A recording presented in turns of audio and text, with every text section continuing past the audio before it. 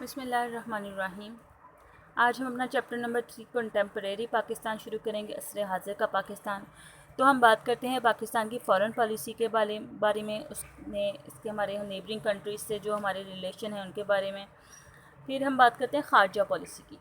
خارجہ پالیسی یعنی foreign policy کیا ہوتی ہے؟ تو ایک ریاست جو ہے وہ دوسری ریاست سے تعلقات قائم کرتے ہوئے کچھ بنیادی اصول اور مقاصد کو نظر رکھتی ہے۔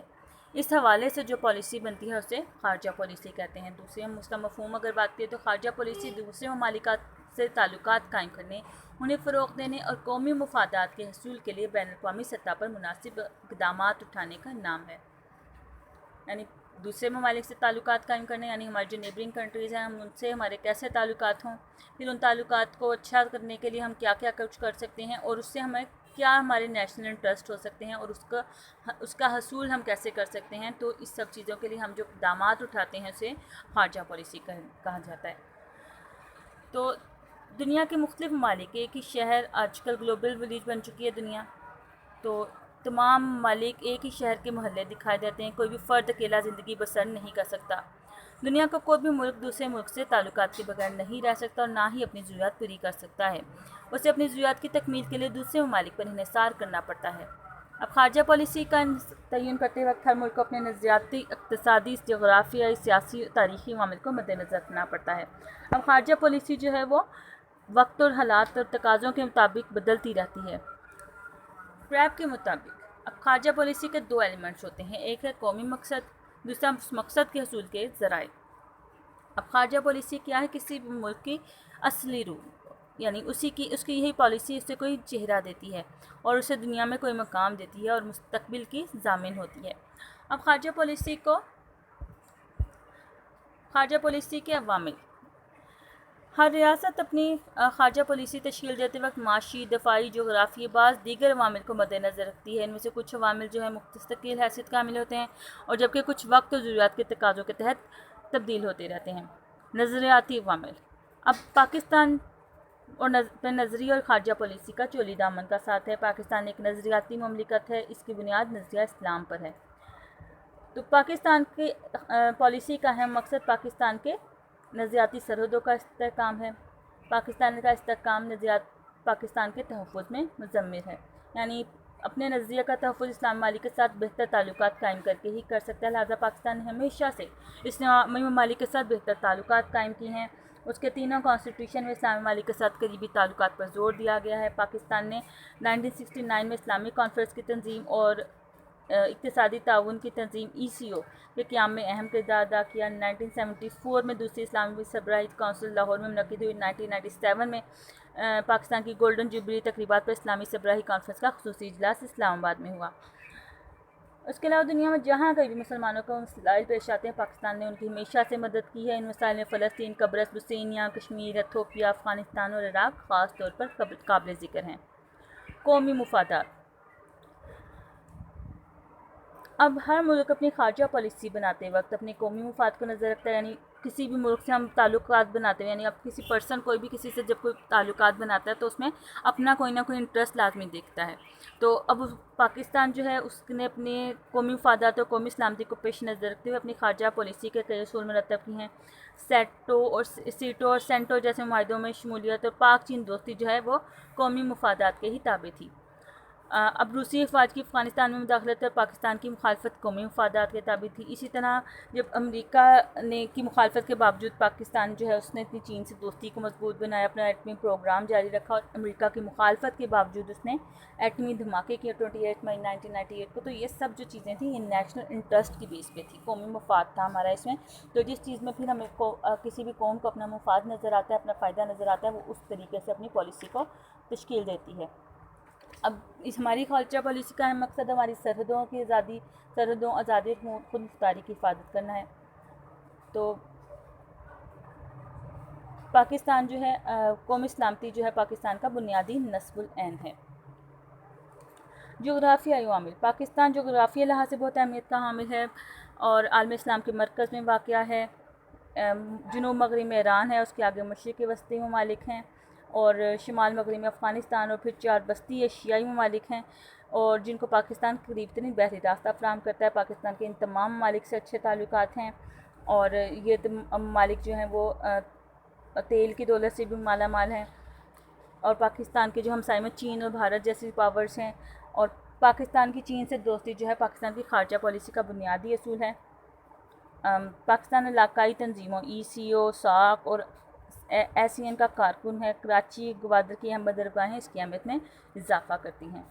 اقتصادی عوامل: کسی بھی ریاست کے دفاع کے لیے خارجہ پالیسی پر اقتصادی پہلو کا اثر نمایاں ہوتا ہے۔ پاکستان ایک ترقی پذیر ملک ہے اور ہمیشہ اپنی معاشی طور پر ترقی چاہتا ہے، لہٰذا پاکستان کے ان تمام ممالک سے اچھے تعلقات قائم کرنا چاہتا ہے جن کے ساتھ تجارت کر کے، جن ممالک سے معاشی مدد حاصل کر کے اور معاشی طور پر ترقی کر سکے۔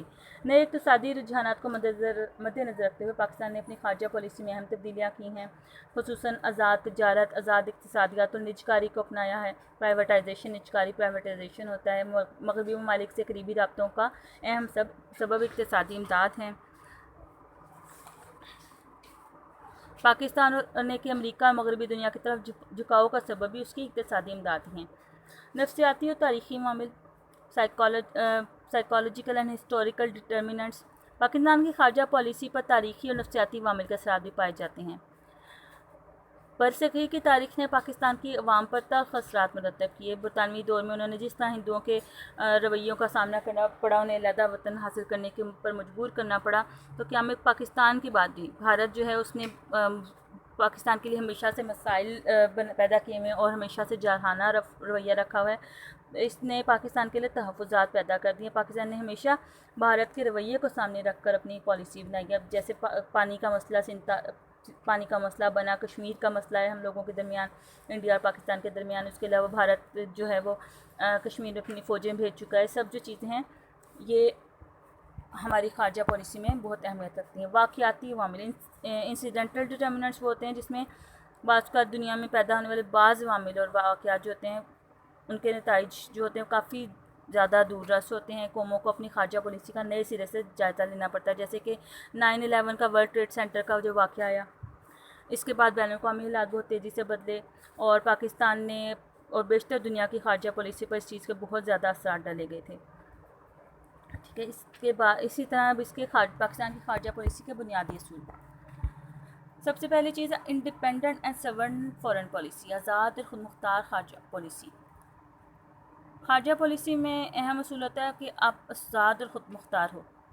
خارجہ پالیسی کی تشکیل میں قومی امنگوں کو اور وقار کو دھیان میں رکھا جاتا ہے اور کسی دباؤ کے بغیر خارجہ پالیسی بنائی جاتی ہے۔ پاکستان نے 1945-55 میں مغربی ممالک سے اپنے وابستگی اختیار کی، اس سے فوجی اور اقتصادی امداد بھی حاصل کی، لیکن پاک چین تعلقات پر کسی بھی قسم کا اس نے دباؤ پاکستان نے قبول نہیں کیا، اور مسئلہ فلسطین پر بھی اسرائیل کی مخالفت کی، اور ایٹمی پروگرام کے موقع پر بھی کوئی دباؤ قبول نہیں کیا۔ جب امریکہ نے پاکستان پر پابندی لگائی کہ اگر آپ پریسلر ترمیم لگائی گئی اور یہ کہا گیا کہ آپ ایٹمی دھماکے نہ کرو، ایٹمی پاور نہ بنو، تو اس پہ بھی پاکستان نے اس معاملے میں کوئی بھی دباؤ قبول نہیں کیا۔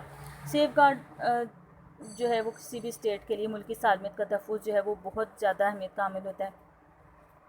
پاکستان کی امریکہ کی طرف اور مغربی دنیا کی طرف جھکاؤ کی وجہ بھی اپنی آزادی اور خود مختاری کی حفاظت تھا۔ تو پاکستان جو ہے ملک کی سلامتی اور خارجہ پالیسی کو بنیاد بناتا ہے، بیرونی ممالک کے ساتھ تعلقات میں ہمیشہ قومی سلامتی کو اہمیت دیتا ہے۔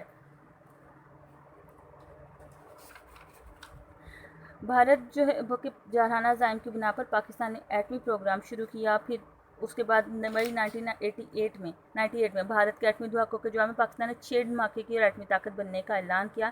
یہ اپنی ملک کی حفاظت کے لیے تھا، تحفظ کے لیے تھا کہ پاکستان کی حکومت ہر ممکن اقدام کری۔ اب اس سے کیا چیز بینیفیشل ہے کہ اب ہم ایک ایٹامک پاور ہیں۔ اب کوئی بھی ملک جو ہے وہ دھیان دوسرے ملک پہ ساتھ اپنے ریلیشن خراب کرنے سے پہلے یہ بھی سوچے گا، انڈیا اگر پاکستان کے ساتھ اپنے ریلیشن خراب کرتا ہے تو وہ یہ بھی جانتا ہے کہ پاکستان بھی اب ایٹامک پاور ہے، اور اگر انڈیا نے پاکستان کے خلاف کوئی قدم اٹھایا تو پاکستان بھی اس کے خلاف قدم اٹھا سکتا ہے۔ پرامن بقائے باہمی: پاکستان پرامن بقائے باہمی پر یقین رکھتا ہے، یعنی اس کا مطلب ہے جیو اور جینے دو۔ لہٰذا پاکستان دوسروں کی آزادی اور خود مختاری کا احترام کرتا ہے اور دوسرے کے معاملات میں بھی مداخلت نہیں کرتا اور دوسرے ممالک سے بھی اسی چیز کی توقع رکھتا ہے اور تمام دنیا میں امن اور سلامتی چاہتا ہے۔ اقوام متحدہ سے تعاون۔ پاکستان نے ہمیشہ اقوام متحدہ کے چارٹر کا احترام کیا اور اس نے اس کے تمام فیصلوں کی حمایت کی، اور جب مسئلہ کشمیر میں اقوام متحدہ نے جنگ بندی کرائی تو پاکستان نے مسئلہ کشمیر پر اقوام متحدہ کے فیصلوں کا احترام کیا اور جنگ بندی کے عمل میں لائی گئی اور قیام امن کے لیے اپنے فوجی دستے بھی عالمی ادارے کے حوالے کیے۔ حق خودداریت کی اہمیت۔ آزادی ہر انسان کا پیدائشی اور بنیادی حق ہوتا ہے۔ قائد اعظم نے فرمایا تھا پاکستان دنیا کی تمام مظلوم قوموں کے حقوق کی بحالی کے لیے کوشاں رہے گا، یعنی ان کے لیے کوشش کرتا رہے گا، ان کو ان کی حقوق جو ہیں وہ دلوا کے رہے گا۔ اس لیے پاکستان محکوم قوم کے حق خودداریت کی بھرپور حمایت کرتا ہے۔ پاکستان کا موقف یہ ہے کہ دنیا کی ہر قوم کو اپنے سیاسی مستقبل کے فیصلے کا حل حاصل ہے۔ پاکستان نے الجزائر، انڈونیشیا، ویتنام، قبرص، زمبابوے اور دوسری اقوام کے حق خودداریت کی حمایت کی۔ پاکستان نے کشمیر اور فلسطین کی جدوجہد آزادی میں بھی اہم کردار ادا کیا ہے۔ غیر جانبدارانہ پالیسی۔ پاکستان نے اپنی خارجہ پالیسی میں نمایاں تبدیلی کرتے ہوئے غیر جانبداری کی پالیسی کو اختیار کیا۔ امپارشل پالیسی اس کو کہا جا سکتا ہے۔ اس سے مراد یہ ہے کہ خود کو کسی بھی بلاک سے وابستہ نہ کیا جائے، جس سے کسی دوسرے بڑے بلاک کی مخالفت کا پہلو نکلتا ہو۔ تو جیسے پاکستان نے سیکنڈ ورلڈ وار میں جو امریکہ کا ساتھ دیا تھا، تو اس سے جو روس ہے وہ ناراض ہو گیا تھا، تو پاکستان نے اس کا یہی نکالا کہ حل کے غیر جانبدار رہے گا کہ کسی کے ساتھ بھی کوئی بھی دونوں میں سے کسی بھی ایک بلاک سے وابستہ نہیں ہوگا۔ لہٰذا پاکستان امریکہ، برطانیہ، روس، چین سب کے ساتھ اچھے تعلقات قائم کر رہا ہے۔ ہمسایہ ممالک سے اچھے تعلقات۔ پاکستان کی خارجہ پالیسی کا اہم اصول اپنے ہمسایہ ممالک سے اچھے تعلقات قائم کرنا ہے۔ چین اور ایران کے ساتھ اس کے بہت اچھے تعلقات ہیں۔ بھارت اور افغانستان سے کشیدگی کا عنصر موجود ہے، لیکن اس میں بھی پیش رفت کی جا رہی ہے۔ بھارت سے اچھے تعلقات جو ہیں وہ مسئلہ کشمیر جو ہے اس کی وجہ سے نہیں ہو سکتے، کیونکہ کشمیر کا مسئلہ ابھی تک دونوں ممالک کے درمیان طے نہیں پا رہا، اور کشمیر میں بھارت نے اپنی فوجیں بھی بھیج دی ہیں۔ اس وجہ سے کشمیر کا جو مسئلہ ہے وہ حل طلب ہے۔ دہشت گردی کی مخالفت۔ پاکستان ہمیشہ دہشت گردی کے خلاف نئی عالمی رجحانات کا ساتھ دیتا ہے، چونکہ پاکستان خود بھی دہشت گردی کا شکار رہا ہے۔ یہ پشاور کا واقعہ، اس کے علاوہ بہت سارے واقعات ہیں، APS اٹیک آپ سب جانتے ہیں۔ تو اس کے علاوہ سوسائڈ بامبرز جو ہیں، خودکش دھماکے جو ہو رہے ہیں، یہ ساری جو چیزیں، پاکستان خود بھی دہشت گردی کا شکار ہے، تو اس لیے وہ اس کے خلاف مہم کے لیے کامیابی کے لیے بھرپور جدوجہد کر رہا ہے۔ حالانکہ پاکستان کو اس کی بھی باری قیمت ادا کرنی پڑی۔ پاکستان ریاستی دہشت گردی کی مذمت کرتا ہے، چنانچہ پاکستان کشمیری اور فلسطینی عوام کے خلاف بھارت اور اسرائیل کی ریاستی دہشت گردی پر پرزور مذمت کرتا ہے۔ پاکستان ایک امن پسند ملک ہے، تو ہمیشہ سے جارحیت کی مخالفت کرتا ہے اور تمام جو بین الاقوامی تنازعات ہیں ان کو پرامن طریقے پر حل کرنے کا حامی ہے۔ لہٰذا اسرائیل کی عربوں پر، امریکوں کی ویتنام پر اور عراق پر، روس کی افغانستان پر اور عراق کی کویت پر جارحیت کی ہمیشہ پاکستان نے مذمت کیا، اس کی مخالفت کی ہے اور ان کے حق میں آواز اٹھائی ہے۔ اتحاد عالم اسلام۔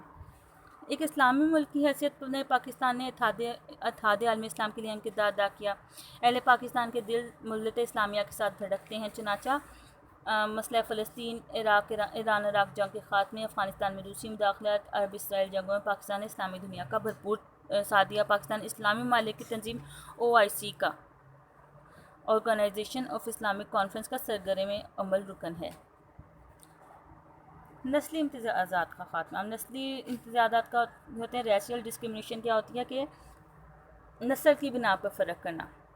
پاکستان نے ہمیشہ نسلی امتیاز کے خلاف آواز بلند کی ہے۔ پاکستان نے ماضی میں جنوبی افریقہ اور روڈیشیا میں سیاہ فام لوگوں کے ساتھ نسلی امتیاز کے خلاف آواز اٹھائی۔ اقوام متحدہ کی پالیسی کے مطابق جنوبی افریقہ سے اپنے سیاسی اور سفارتی تعلقات توڑ لیے۔ پاکستان نے سیریا کی طرف سے بوسنیا کے مسلمانوں کی نسل کشی کی مذمت کی۔ سربیا کی طرف سے گلوبلائزیشن اور نئے عالمی رجحانات۔ سائنس اور ٹیکنالوجی سے دنیا کی ترقی سے دنیا گلوبل ولیج بن گئی ہے، اور نئے حالات ہیں تو ان سے عہدہ برا ہونے کے لیے، ان کو حل کرنے کے لیے پاکستان نے اپنی خارجہ پالیسی میں بھی تبدیلیاں کی ہیں۔ پاکستان نے آزاد تجارت، آزاد اقتصادیات اور نج کاری یعنی پرائیویٹائزیشن جیسی پالیسیوں پر عمل پیرا کیا ہے۔ تو موجودہ دور جو ہے وہ اکنامک معیشت کا دور ہے۔ ہر ملک اپنی معاشی ترقی کے لیے کوشش کر رہا ہے، تو معاشی ترقی کے لیے بیرونی سرمایہ کاری جو ہے بنیادی حیثیت رکھتی ہے۔ لہٰذا پاکستان کا بنیادی اصول یہ ہے کہ ایسے حالات پیدا کیے جائے کہ بیرونی سرمایہ کار مختلف منصوبوں میں سرمایہ کاری کریں۔ اس کے علاوہ ثقافتی بھی ہم کہہ سکتے ہیں پاکستان کی خارجہ پالیسی پہ ہمیشہ ثقافتی عوامل کا بھی اثر رہا ہے۔ تو اس مقصد کے حصول کے لیے پاکستان جو اپنے اسلامی ممالک کے ساتھ ثقافتی تعلقات بڑھاتا ہے، ان کے درمیان ثقافتی وفود کے تبادلے بھی عمل میں لائے جاتے ہیں، اور اس طرح ریاستوں کے درمیان عوامی ثقافت کی سطح پر تعلقات مضبوط ہوتے ہیں۔ کہ یہ آج کا ہمارا ٹاپک اینڈ ہوتا ہے۔